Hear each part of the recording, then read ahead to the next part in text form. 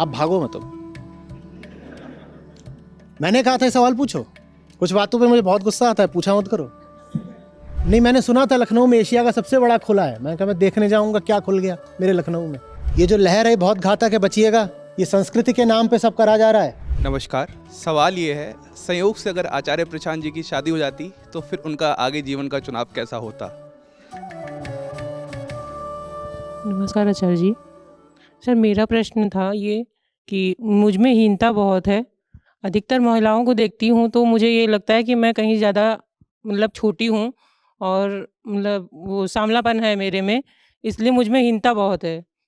मेरे हस्बैंड हैं जो जिस लड़की से बात करते थे, वो लड़की मेरे से कहीं ज़्यादा सुंदर थी। उसको आज भी देखती हूँ तो मुझ में हीनता और ही ज़्यादा आ जाती है कि मैं ऐसी क्यों हूँ?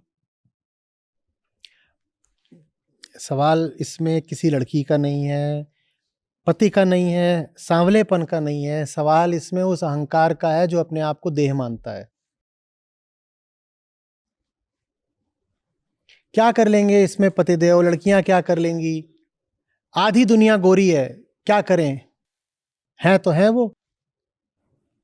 एक तिहाई दुनिया सांवली है बल्कि काली है, क्या करें? है तो है।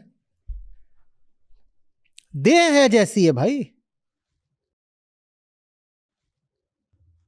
और जैसी भी किसी की भी देह होगी उससे बेहतर देह किसी किसी पैमाने पर बेहतर। अब बेहतर है कि नहीं है वो भी कौन जाने, पर किसी पैमाने पर बेहतर देह किसी और की हो सकती है। उदाहरण के लिए किसी को लंबाई पर नाज हो, उससे लंबा कोई ना कोई तो होगा। कोई अपने आप को बहुत फिट बताए, उससे ज्यादा फिट कोई निकल आएगा। जो भी अपने आप को देह से जोड़कर रखेगा वो परेशानी खड़ी कर रहा है अपने लिए। सर मैंने आपकी कई वीडियोस देखा पर मुझ में हीनता जाती ही नहीं है। आप देह से अटकी हुई हैं। देह भाव पर जितना मैंने बोला है उसको बार बार सुनिए, और किताबें ही हैं सीधी सीधी जो देह भाव को संबोधित करती हैं, उसको उसको पकड़िए। और एक चीज और कहूंगा, ये तो मैंने बताया कि क्या करिए। कुछ ऐसा भी है जो आप कर रही हैं और उसको आपको रोकना पड़ेगा। आपकी संगति कैसी है? आप किन लोगों की, विशेषकर किन महिलाओं की संगति कर रही हैं? आप टीवी सीरियल्स कौन से देख रही हैं? सर अभी तो कुछ नहीं देखती हूँ, आप पहले किन लोगों देखती की थी। संगति कर रही हैं, या आपने अतीत में किनकी संगति करी है जिसकी स्मृति आपके मन में है? क्योंकि कोई बच्ची पैदा नहीं होती है भाव लेकर कि मुझे गोरा होना है। ये भाव तो संगति से आता है। ये भाव तो किसी ने आप में आरोपित करा है। अफ्रीका की बच्चियां हैं, वो तो सब की सब सांवली काली ही पैदा होती हैं, उनको थोड़ी हीन भावना है। हाँ, आप जाकर के उनको बोल दें कि तुम्हारा सांवला रंग बड़ी गड़बड़ बात है, तो वो भी परेशान हो जाएंगी। ये बात तो कोई आपसे बोलता है। कौन है आपके आसपास जो ये बात आपसे बोल रहा है, चाहे प्रत्यक्ष और चाहे परोक्ष, छुपे तरीके से? सर कहीं भी जॉब के लिए जाती हूँ तो मना कर दिया जाता मत है। करिए ऐसी जगह पे जॉब। ये कौन सी जॉब है जहां आपको खाल दिखानी है अपनी कि काली है, लाल है, क्या है? ये जॉब कौन सी है? हम तो ये जानते हैं कि कोई भी ढंग का काम आपकी चेतना से संबंध रखता है। हम पशु थोड़े ही हैं कि खाल का काम करेंगे। कोई भी ढंग का काम होता है उसमें तो आपकी चेतना की मांग होती है भाई। कहीं पे आपको कोई निर्णय करना है, कोई गणना करनी है, किसी को पढ़ाना है, यही सब जॉब्स होती है ना। आप डॉक्टर हो या कुछ भी हो, इंजीनियर हो, आप कुछ भी, एक साधारण क्लर्क भी हो, उसमें आपकी खाल लगती है क्या? खाल लगती है, वहां आपकी चेतना लगती है। ये कौन सी जॉब्स हैं जहां आप अप्लाई कर रहे हो? आप गलत जगह अप्लाई कर रहे हो। अच्छा, वो नौकरी आपको मिली नहीं। ये सब नौकरियां तो फिर बड़ा गंदा शब्द है ऐसी नौकरियों के लिए जहां खाल देखी जाती है।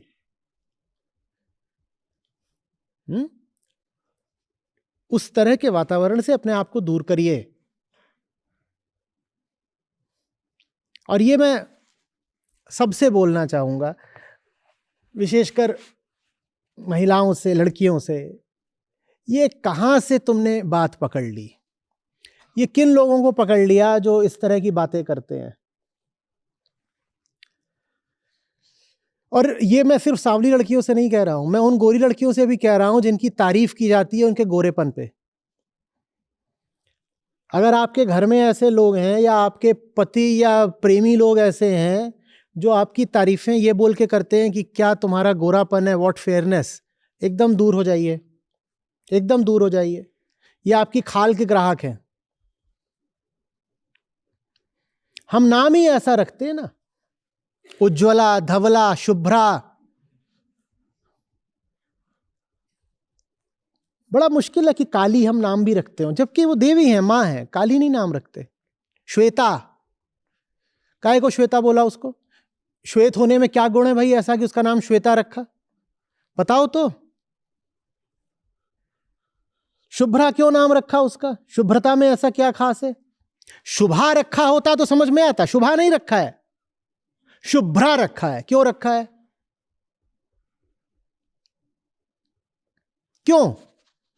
जो मां बाप ऐसे नाम रखे हैं, ये दुश्मन है क्या लड़कियों के अपने? ये क्या नाम रख रहे हो? श्वेता क्या नाम है?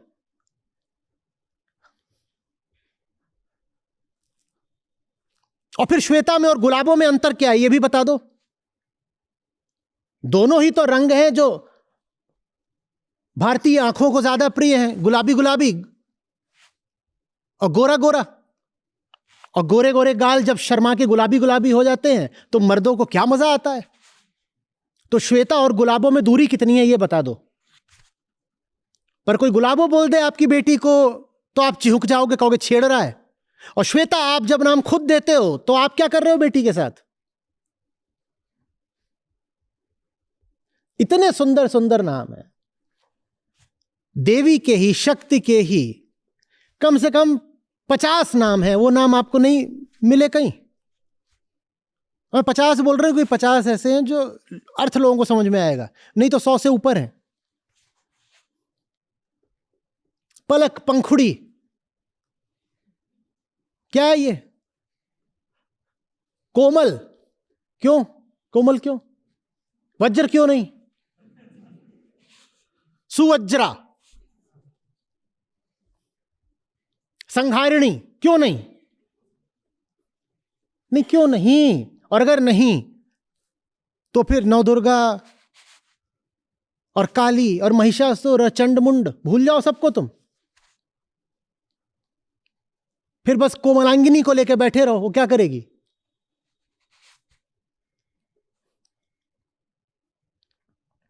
और दक्षिण भारत में फिर क्या करोगे जहां पे त्वचा का रंग होता ही गहरा है? क्या करोगे वहां भी? उनको भी जाकर के हीन भावना में डालोगे कि तुम लोग तो गोरे नहीं हो।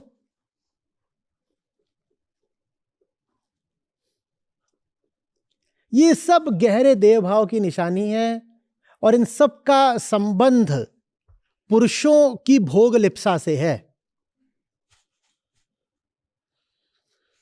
और ये लिप्सा भी समय के अनुसार बदलती है। इतना हम नहीं महत्व देते थे गोरे रंग को अंग्रेजों से पहले। हमने तो अपने अवतारों को भी श्यामल बनाया है।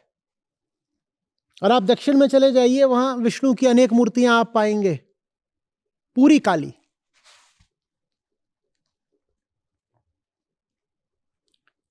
अंग्रेज आए और उनका गोरा रंग देख के हमें लगा बस गोरे ही रंग में पता नहीं कौन सा जादू है। तब से जो हम दीवाने हुए हैं गोरेपन के, मीठी नहीं रही दीवानगी।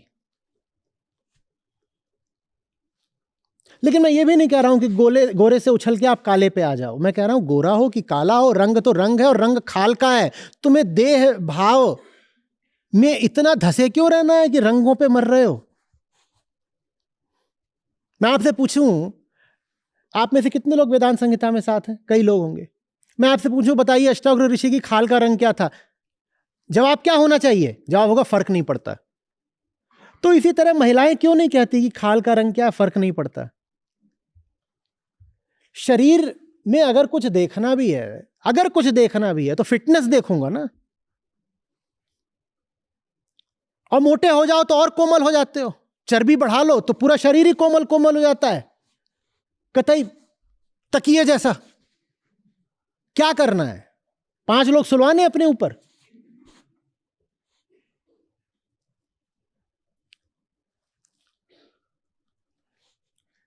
शरीर का अगर कोई गुण अच्छा है तो वो ये कि शरीर स्वस्थ रहे।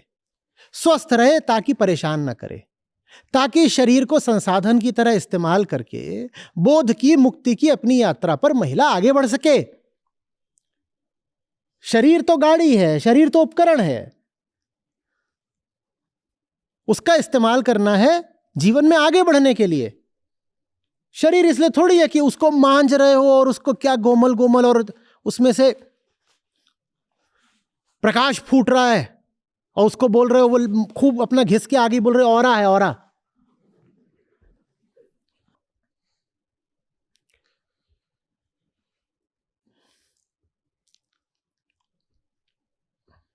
ये सारी बातें समझो स्त्री की मुक्ति के लिए बहुत आवश्यक है। और स्त्री का मतलब होता है आधे मनुष्य। जिन्हें हम मनुष्य बोलते हैं उनमें आधी तो स्त्रियां हैं बाबा। वो आधे मनुष्य अगर इस बात को नहीं समझेंगे तो वो मनुष्य कैसे जीवन में कुछ भी कर पाएंगे। आधी मनुष्यता को तो हमने तन से बांध दिया।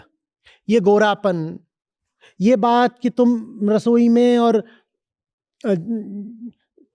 झाड़ू पोछे में रहो, साफ सफाई बहुत रखा करो, बिस्तर का पूरा ख्याल रखा करो, ये सब बातें आपस में जुड़ी हुई हैं। और महिलाओं ने इन बातों को आत्मसात कर लिया है।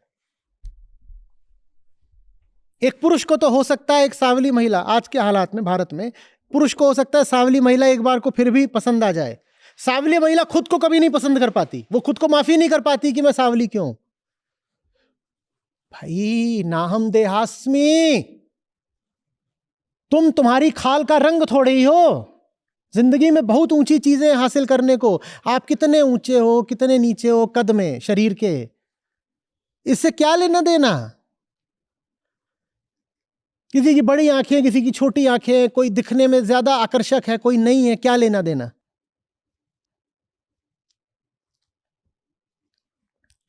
और ये सब बातें आपको दिख रहा होगा दहेज से भी जुड़ी हुई हैं। ये भी दिख रहा होगा महिलाएं जो काम नहीं करने जाती उससे भी जुड़ी हुई हैं।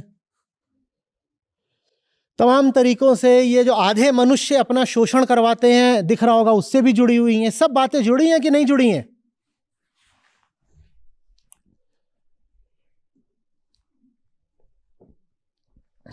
भ्रूण हत्या से भी ये बातें जुड़ी हैं कि नहीं जुड़ी हैं?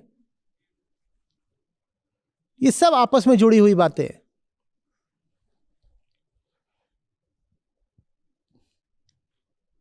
न अर्थव्यवस्था में इन आधे मनुष्यों का प्रतिनिधित्व, न राजनीति में इनका प्रतिनिधित्व, न विज्ञान में, न कला में। जहां है भी तो वहां कहीं 5%, कहीं 10%, संपत्ति में 3%। इतना प्रतिनिधित्व है महिलाओं का। और सब महिलाएं परेशान किस बात को लेके हैं? Am I looking fair?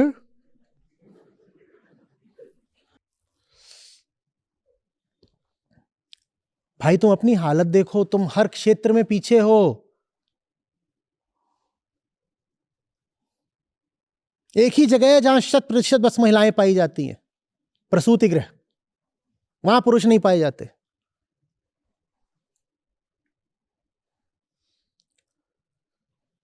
सारी ऊर्जा इन आधे मनुष्यों की क्या करने में जा रही है? देह को सजाने संवारने में।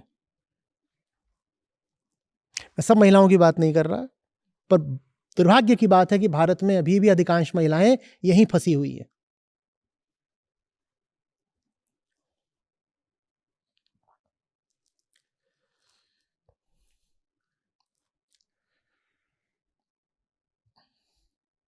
और बड़ा दुर्भाग्य उनका भी है जो संयोग से दिखने में आकर्षक है, उनको पुरुष जीने नहीं देते।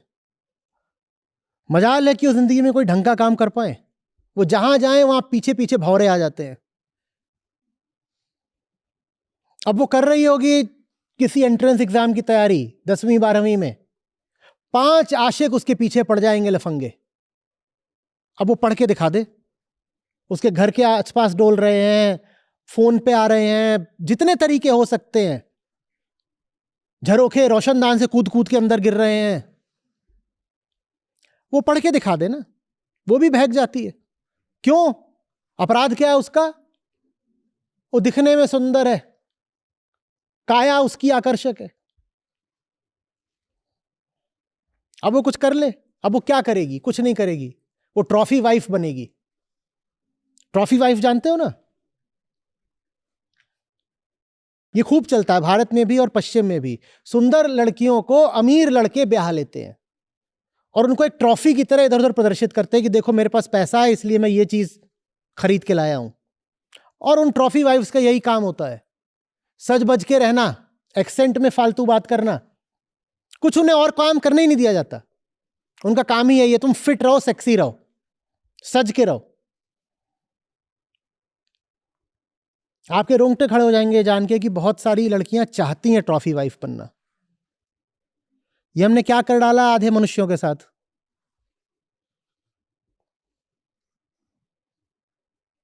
और बहुत सारी लड़कियां परेशान हैं कि उनका रंग ढंग काया कल्प उनका अच्छा नहीं है तो ट्रॉफी वाइफ नहीं बन पाएंगी। उनको यही परेशानी है। उनको ईर्ष्या हो जाती है कि देखो वो पड़ोस की थी, कोई ज्ञान नहीं, कोई गुण नहीं, पर अमेरिका के डॉक्टर से ब्याह हो गया उसका क्योंकि सेक्सी थी।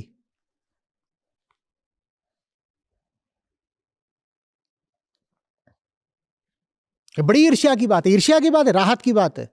वो नरक में गई है, आप अपने लिए वो नरक मत चुन लीजिएगा। देह नहीं है आप, चेतना है। अपने जीवन को, पूरी अपनी संभावना को पूरा विस्तार दीजिए भाई, माने बहन।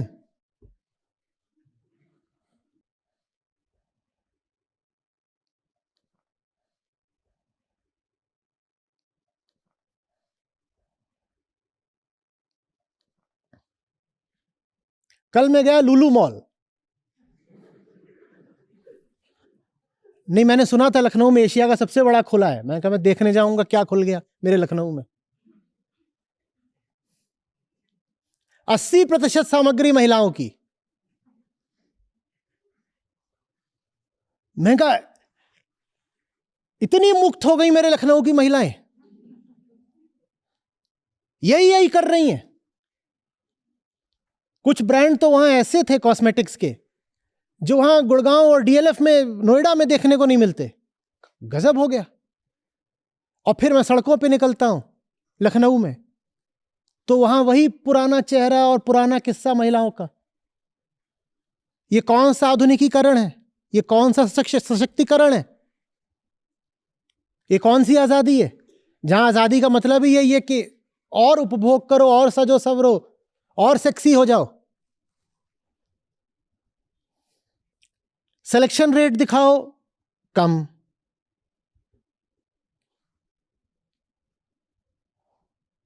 जो भी चीजें जिंदगी में पाने लायक हैं उनमें अपनी दर दिखाओ कम।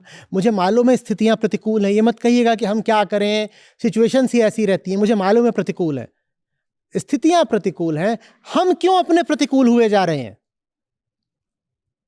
बाहर की स्थिति हमारे खिलाफ है, हम खुद भी अपने खिलाफ क्यों हुए जा रहे हैं?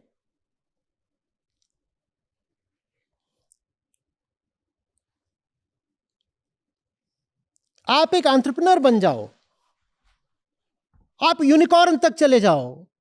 आपसे कोई पूछेगा आप कैसे दिखते हो? मजाल है। दुनिया के बड़े बड़े धनपतियों को आप उनकी खाल के रंग पर जज करते हो क्या? वॉरेन बुफे क्या खूबसूरत दिखते हैं, आहा।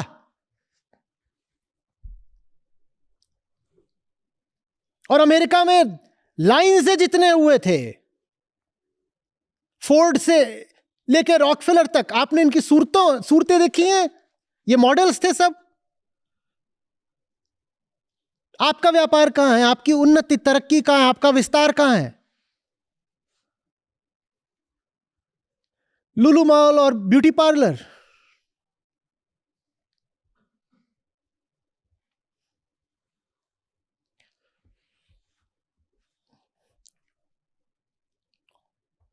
और राष्ट्र भी कैसे तरक्की करे अगर उसकी 50% आबादी सिर्फ कॉस्मेटिक्स वार्ड से मैटरनिटी वार्ड की यात्रा कर रही हो लगातार? क्या तरक्की करे राष्ट्र, बताओ? सारा क्रिएशन बस प्रोक्रिएशन में जा रहा है, सारी प्रोडक्टिविटी बस रिप्रोडक्टिविटी में जा रही है। आपके भीतर जो सृजन की ऊर्जा है वो खर्च कहां हो रही है? बच्चा जनने में और क्या करने में। कहने सबसे क्रिएटिव काम लाइफ में यही करा है, 2 बच्चे बड़े करे हैं, मैं मां हूं, ये मेरी जिंदगी की कुल उपलब्धि है, ये 2 बच्चे। और वो बच्चे कैसे निकले हैं वो आप भी जानते हो, हम भी जानते।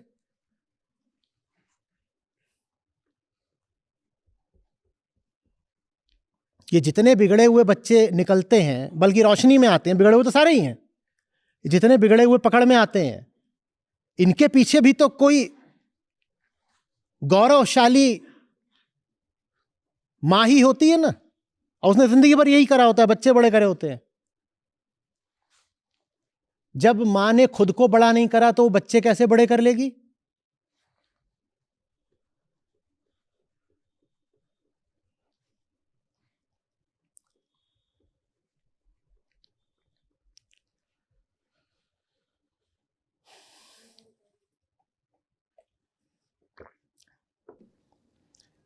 शादी हो रही होती है, आप भागो मत। मैंने कहा था सवाल पूछो, कुछ बातों पे मुझे बहुत गुस्सा आता है, पूछा मत करो।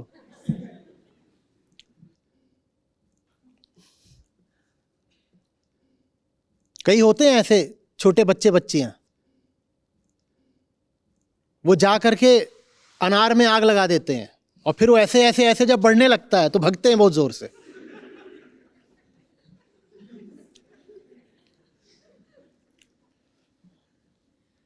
शादी हो रही होती है,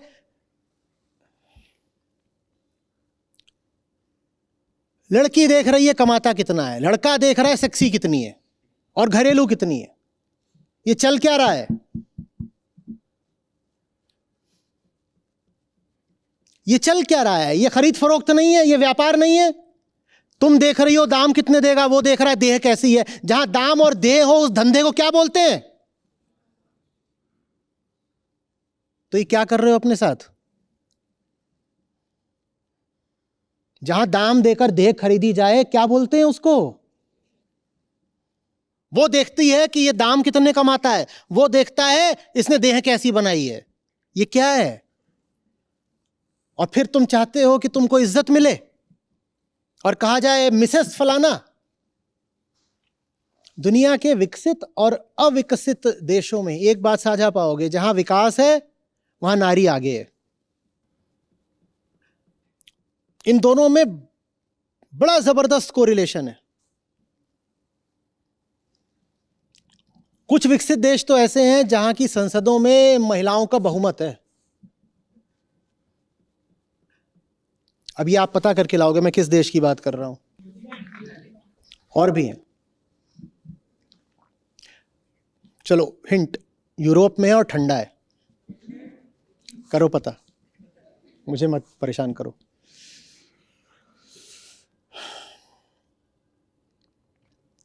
वहां संपत्ति में भी महिलाओं का हिस्सा ज्यादा है। वहां की यूनिवर्सिटीज भी दुनिया में सर्वश्रेष्ठ हैं। दुनिया भर के लोग वहां की यूनिवर्सिटीज में पढ़ने जा रहे हैं, और वहां महिलाएं बहुत आजाद हैं, बहुत आगे हैं, अपने निर्णय लेती हैं।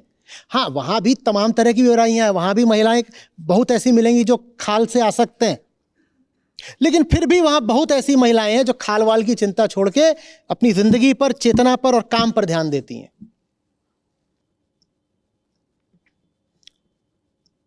अब खाल से तो आसक्त पुरुष भी हो सकता है, पुरुषों के भी तो ब्यूटी प्रोडक्ट्स आ गए हैं, तो वो बीमारी पाई तो कहीं भी जा सकती है, लेकिन कहीं कम है कहीं ज्यादा है।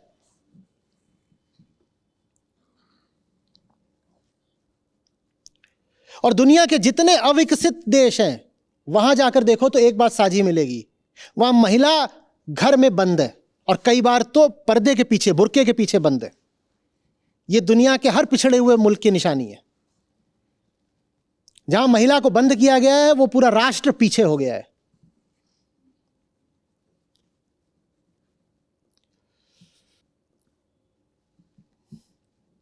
और भारत में भी अब एक लहर चल रही है जहां महिला को कहा जा रहा है तुम घर में ही रहो ना, ज्यादा पढ़ लिख के क्या करोगी, ये तुम्हारा फेमिनिज्म नहीं चाहिए हमको। ये जो लहर है बहुत घातक है, बचिएगा। ये संस्कृति के नाम पे सब करा जा रहा है कि लड़की ज्यादा पढ़ लिख लेगी तो मिल क्या जाएगा, 498A लगाएगी, ससुराल वालों पे झूठे मुकदमे करेगी और ज्यादा ऊंची ऊंची बहकी बहकी और मॉडर्न बातें करेगी, तो बहुत लड़की को पढ़ाना लिखाना अच्छी बात नहीं है, इसको घर में रखो। लड़की जितना घर के भीतर कैद होगी, राष्ट्र उतना पिछड़ता जाएगा हर तरीके से। लड़की को घर में रखना लड़कों पुरुषों किसी के लिए भी, राष्ट्र के लिए ही अच्छा नहीं है। उसको तन मत बना लो कि वो तन है, दुधारू गाय है बस, जिसका काम है प्रजनन की फैक्ट्री की तरह चलना। और न उसको इस बात पे बहुत इज्जत दे दो कि देखो स्त्री तो बस माँ होती है, और अगर वो माँ है तो उसको सम्मान दे दो, भले उसे ज्ञान कतई ना हो। ये भी खूब चलता है। ऐसे नहीं होता बेटा, ऐसे नहीं होता। मैं सब लड़कियों महिलाओं से कह रहा हूं, ऐसे नहीं होता। सम्मान का हकदार कुछ चेतनागत विशिष्टताएं होती हैं। सिर्फ इसलिए कि आप पत्नी बन गई या मां बन गई, आप सम्मान की अधिकारी नहीं हो जाती। और जो लोग आपको बस इसी नाते सम्मान दे रहे हैं कि आप पत्नी हैं, कि बहू हैं, कि मां हैं, वो लोग खुद बहुत नासमझ हैं, हो सकता है शोषक भी हों।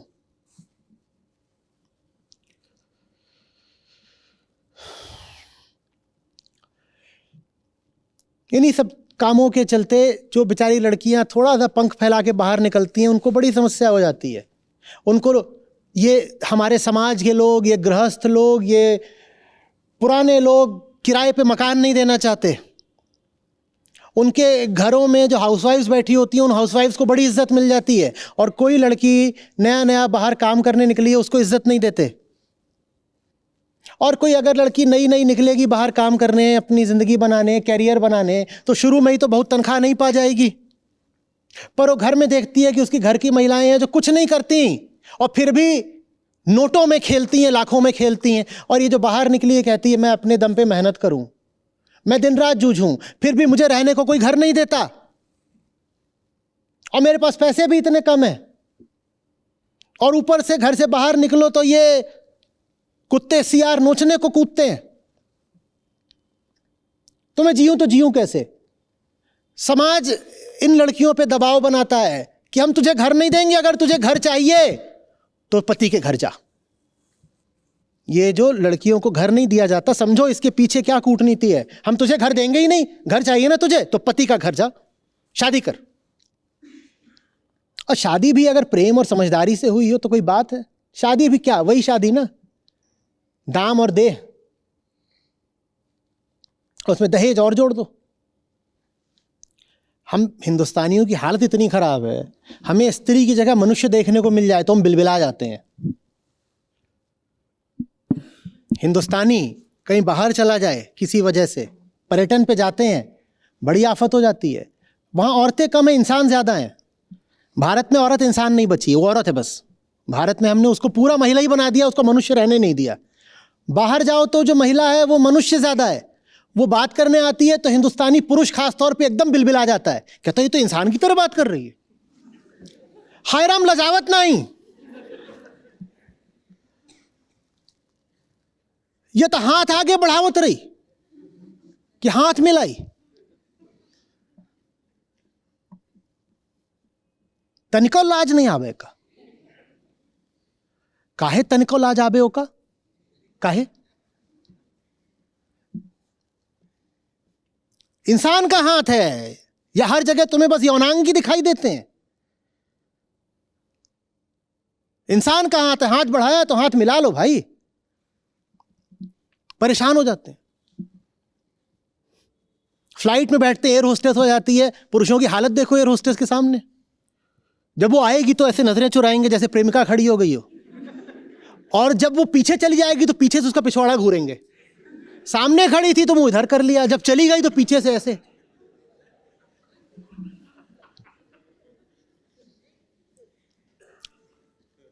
मुझे विंडो सीट चाहिए होती है आमतौर पे, नहीं मिलती। आइल सीट मिली है, मुझे भरोसा होता है कि मिल जाएगी, विंडो वाले को बोलो भाई साहब मेरी आइल है, चाहिए क्या? वो कूद के आता है, बोलता हाँ हाँ।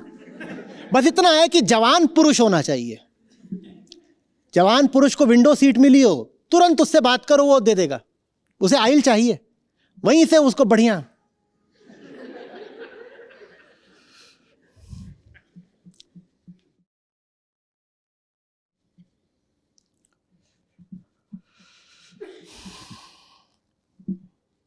मैं कहना चाह रहा हूं कि स्त्री को तुमने जैसा बना दिया है ना, पुरुषों तुम भी चैन से नहीं जी पाओगे।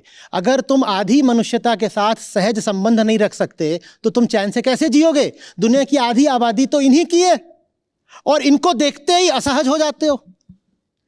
कभी यौन उत्तेजना छा जाती है, कभी कपकपा जाते हो, कभी कुछ हो जाता है, कभी वो आकर्षक नहीं लगी तो इधर उधर करने लगते हो। सहज तो नहीं रह पाते ना। पुरुष अगर स्त्री के साथ मित्रता नहीं कर सकता तो माने दुनिया की आधी आबादी बाकी आधी आबादी के साथ मित्रवत नहीं जी सकती। तो इन दोनों लिंगों में फिर संघर्ष चलेगा जो घर घर चलता है। भारतीय पुरुष भारतीय महिला के साथ सहज कहां हो पाता? किसी महिला, भारतीय महिला के साथ तो फिर भी थोड़ा बहुत हो जाए। बाहरी महिला दिख गई, गोवा चले जाओ, बाहरी महिला भी ना दिखे, वहां हम लखनऊ वाले अलग ही नजर आते हैं बीचेस पे। पहली बात तो बीच पे भी चिकन का कुर्ता पहन के,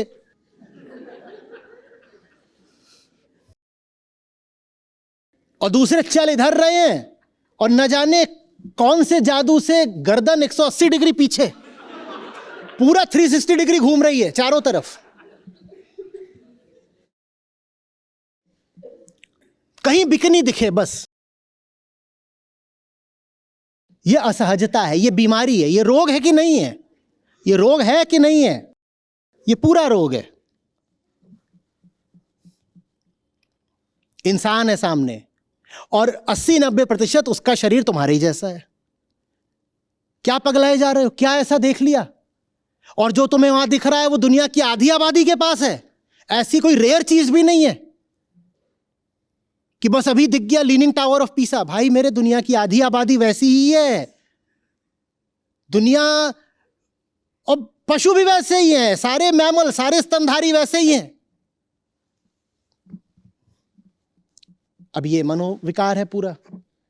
अब वापस जाते हैं अपने होटल में तो बीच उधर ही नहीं रही दिमाग से।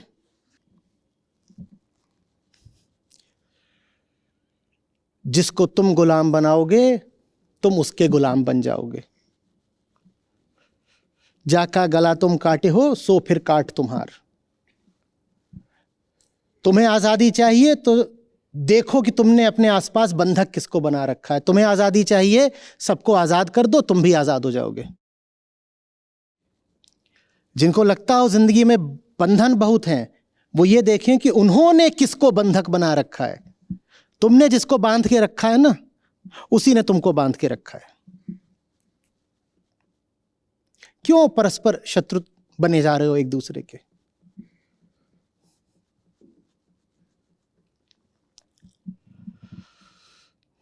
ठीक कह रहा हूं? कुछ गलती तो नहीं हुई? बुरा भी जल्दी मान जाती हैं आप लोग। सो एरोगेंट।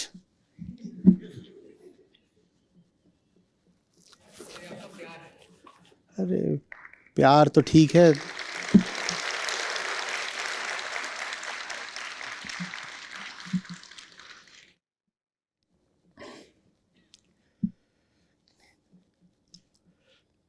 बोलिए। नमस्कार। सवाल ये है, संयोग से अगर आचार्य प्रशांत जी की शादी हो जाती तो फिर उनका आगे जीवन का चुनाव कैसा होता? सर मेरी शादी हो चुकी है और 2.5 साल भी हो चुका है। तो सर मैं ये नहीं पूछना चाह रहा रिश्ता कैसे होना चाहिए दो मनुष्य के बीच में। मैंने बहुत वीडियो आपकी देख ली, नोट्स ही बना लिए। आपका चुनाव सर कैसा होता? शादी कभी संयोग से नहीं होती। आप बचपन से जो बने बैठे होते हो उसी का परिणाम होते हैं आपके जीवन में होने वाले सब तरीके के विस्फोट। अचानक थोड़ी हो जाता है। संयोग से शादी हो कैसे जाती है हमारी? एक ही तरीके से हो सकती थी कि बेहोश होश करके स्ट्रेचर पे डाल करके आग के चक्कर लगवा देते और कह देते कि हो गई। कुछ भी यूं ही थोड़ी हो जाता है। हमारा रियूनियन होने जा रहा है, 99 में आईआईटी से निकले थे, इस साल होने जा रहा है 25 साल वाला। तो जो ईयर बुक थी 99 की, उसकी सॉफ्ट कॉपी अभी ग्रुप में सर्कुलेट हो रही है। तो उसमें सबसे पूछा गया था, पूरे बैच का परिचय था और हर एक से पूछा गया था मैरिज प्लान्स। वो हमने जब भरा था हम 21 साल के थे, उसी समय पे लोगों ने लिख रखा था। कोई बोल रहा था आफ्टर 28, कोई बोल रहा था आफ्टर 26, कोई बोल रहा था ऑलरेडी हैव अ गर्लफ्रेंड। ये संयोग नहीं होते, आप बहुत पहले से तैयार बैठे होते हो बाबा। हमारे नाम के आगे क्या लिखा हुआ था? मैरिज प्लान्स, आगे ब्लैंक था। ये भी नहीं लिखा था नन।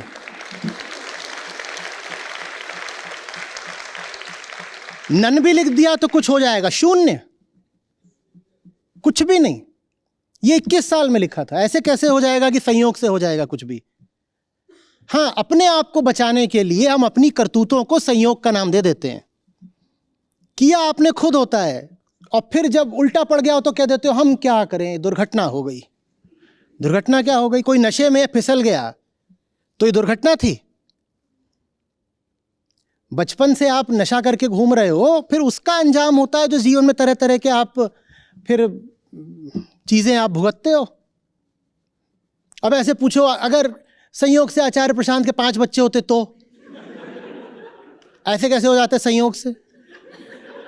नहीं, ये क्या तरीका है? संयोग से बच्चे कैसे, बताओ। सर आपका एक सवाल था, अगर प्रशांत से आचार्य प्रशांत जी मिले होते तो मुझे लगा कि मेरे जीवन में इस समय चुनाव चल रहा है, एक तरफ ऊंचाई की तरफ बढ़ने की तरफ और एक तरफ शादी हो चुकी है। शादी हो चुकी है तो कुछ ठप्पा थोड़ी लग गया है ना आपके ना उनके सर पे।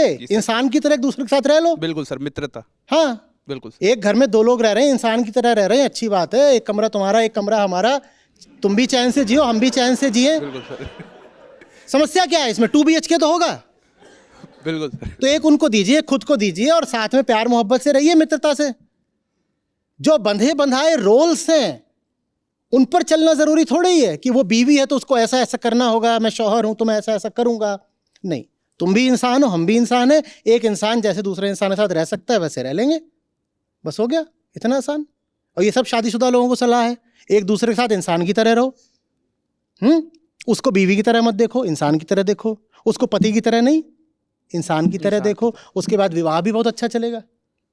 जी सर, धन्यवाद सर।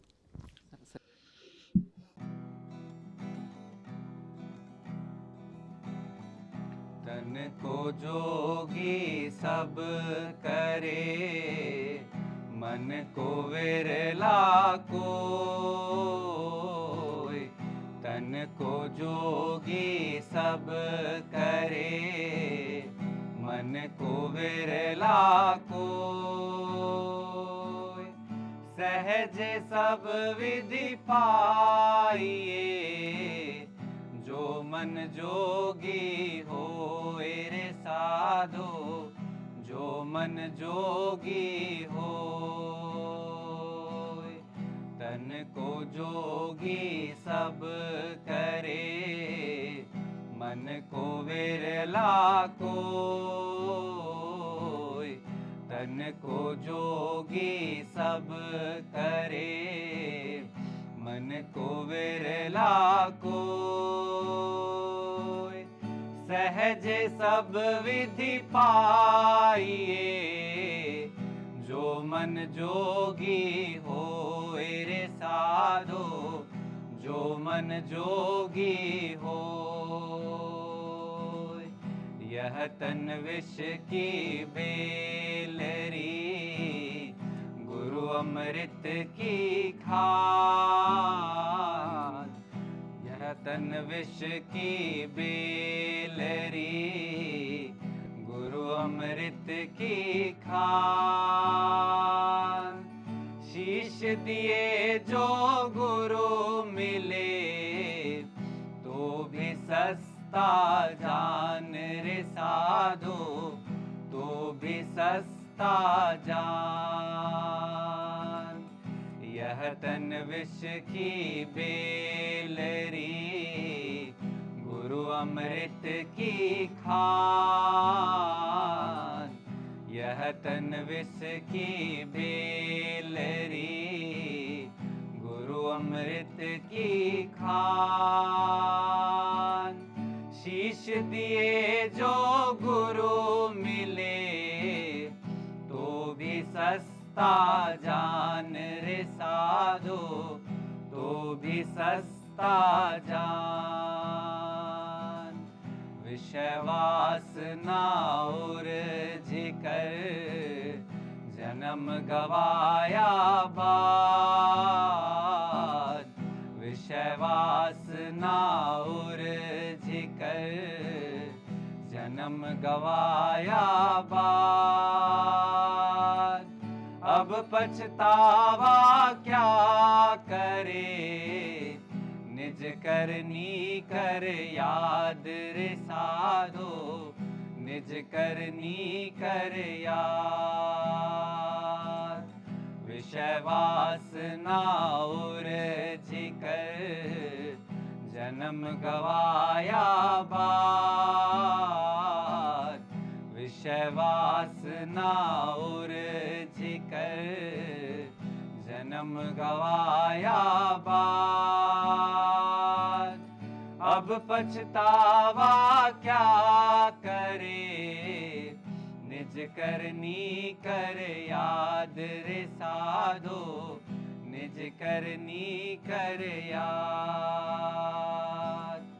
एक दिन ऐसा होएगा, कोई काहू का नाही। एक दिन ऐसा होएगा, कोई काहू का नाही। घर की नारी को कहे, तन की नारी जाहिर साधो, तन की नारी जाहि। एक दिन ऐसा होएगा, कोई काहू का नाही। एक दिन ऐसा होएगा, कोई काहू का नाही।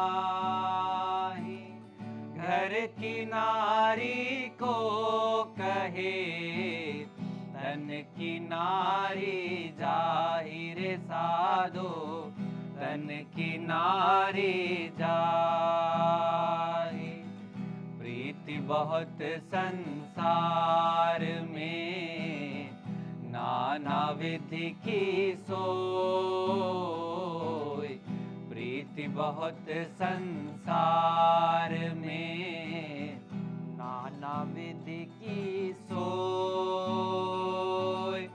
उत्तम प्रीति सो जानिए, सतगुरु से जो होए रे साधो, सतगुरु से जो होए। प्रीति बहुत संसार में, नाना विधि की सोई।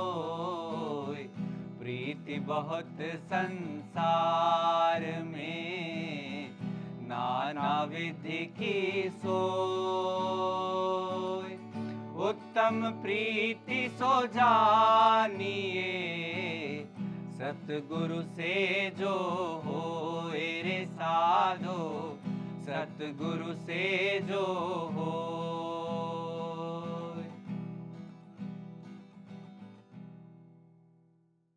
नमस्कार, मेरा नमस्कार। नाम तरुण ठोलिया है और मैं आचार्य जी को पिछले 2.5 साल से सुन रहा हूँ। मतलब जब आचार्य जी सुनने से पहले जब भी ये शादी के इवेंट्स होते थे या तो फिर कुछ भी ऐसे कुछ और भी इवेंट्स हो गए, मनोरंजन के कोई इवेंट हो गए, कहीं कोई मूवी देखने चले गए या फिर कहीं कोई पार्टी अटेंड कर ली, तो उन सब में एक उस टाइम पर तो लगता था कि चलो सही है, बढ़िया है। और फिर बाद में एक खालीपन सा लगता था। तो खालीपन कभी समझ में नहीं आता था कि ये है क्या, कि इतना खर्चा किया है तो फिर भी वो इतनी फुलफिलमेंट क्यों नहीं है। तो उसके बाद में आचार्य जी के साथ में पूरा जुड़ने लगा और फिर गीता सत्रों से जुड़ा, तब पता लगा कि अरे कि ये सब खालीपन और के भरने के लिए कितनी चीजें जोड़ते जा रहे हैं, जोड़ते जा रहे हैं, पर वो खालीपन का अर्थ ही कुछ अलग है। वो खालीपन फिर मुझे समझ में आया, और उस खालीपन को अब समझ रहा हूँ कि अहम आत्मा और प्रकृति के रूप में इन कि कितने ये जो विशाल जो मतलब एक डाउट बन गया था, उसको कैसे एक छोटे से सूत्र में बांध कर समझा दिया है। तो ये एक बहुत अचंभा लगा मुझे कि इतना जो सरल बात है ये हम पहले क्यों नहीं समझे। और पर उसके बाद में परिणाम भी पता लगे हैं कि है ना, मतलब क्यों नहीं समझे, क्योंकि अंधविश्वास ज्यादा बढ़ गया है। तो अंधविश्वास ज्यादा बढ़ने के कारण ये सारी बातें विकृत हो गई।